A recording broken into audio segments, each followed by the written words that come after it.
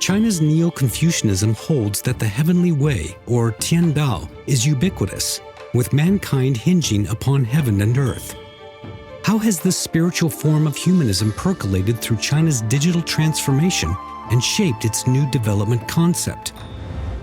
Philosopher Ricardo Pozzo from Tor Vergata University of Rome delves into how this timeless nugget of wisdom is guiding China toward a more harmonious and sustainable future.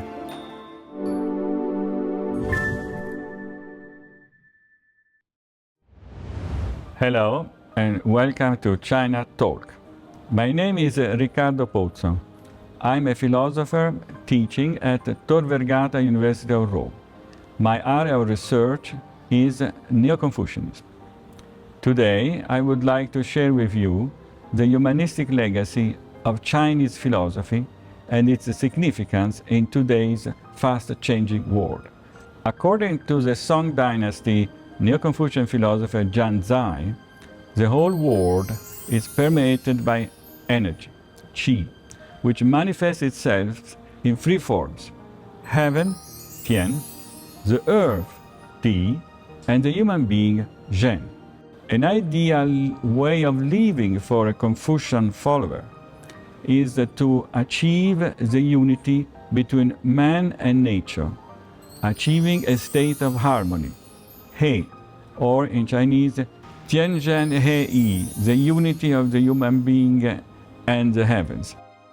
Confucius, the great master, said, "It is a human being that connects with the universe." Let me mention now to you Du Weiming, who is undoubtedly the most important living Neo-Confucian philosopher.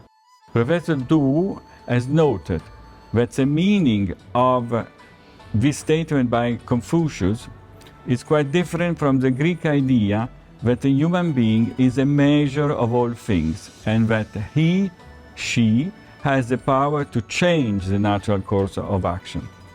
In other words, the form of human life envisioned by Confucius is not anthropocentric.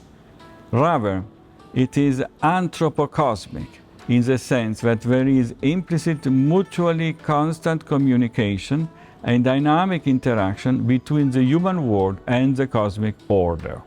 The Confucian human agent, endowed with rich inner resources for self-transformation, is a servant, a partner, and a co-creator of heaven, the way. As a servant, the mandate of heaven, Tianming, works through the human agent for its own realization.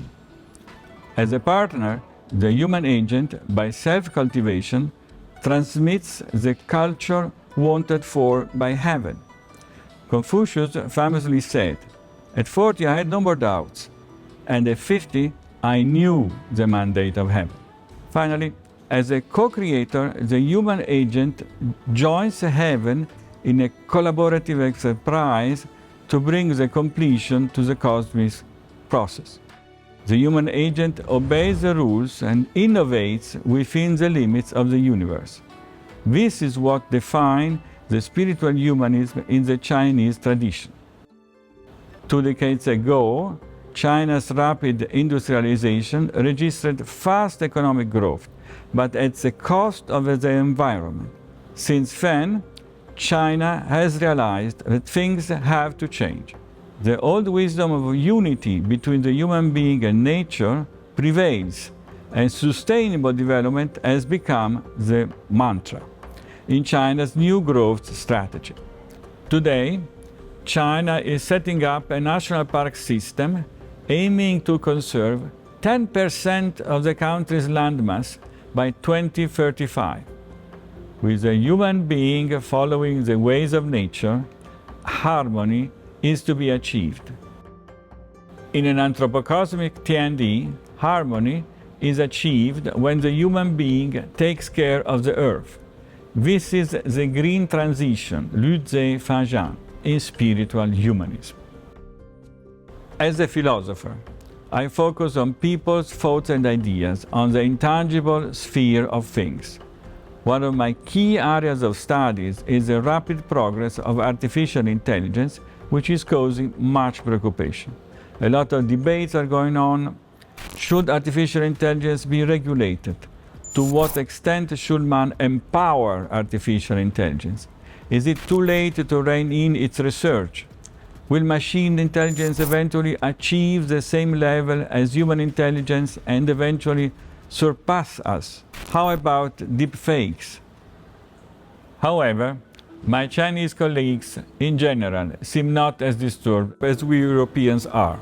The Chinese traditional schools of thought may offer answers. When dealing with the changing and the unknown, ancient wisdom has a different way of looking at things. Wu Chang Tiandi. Nothing remains the same on heaven and earth. An example is China's policy towards artificial intelligence.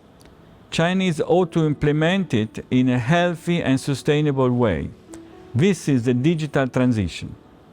On July 1st, 2024, the United Nations General Assembly adopted China's proposal to enhance cooperation on capacity building for artificial intelligence.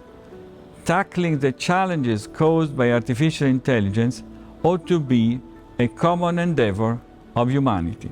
Remember, the human being has only one earth, and he has only one heaven.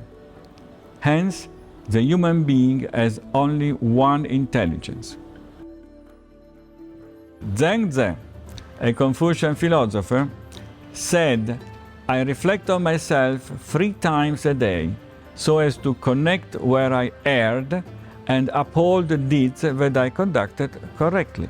This attitude of constant self-cultivation and self-learning has prepared the Chinese people to deal with the unknown, be it tackling development challenges or the uncertainties brought by artificial intelligence.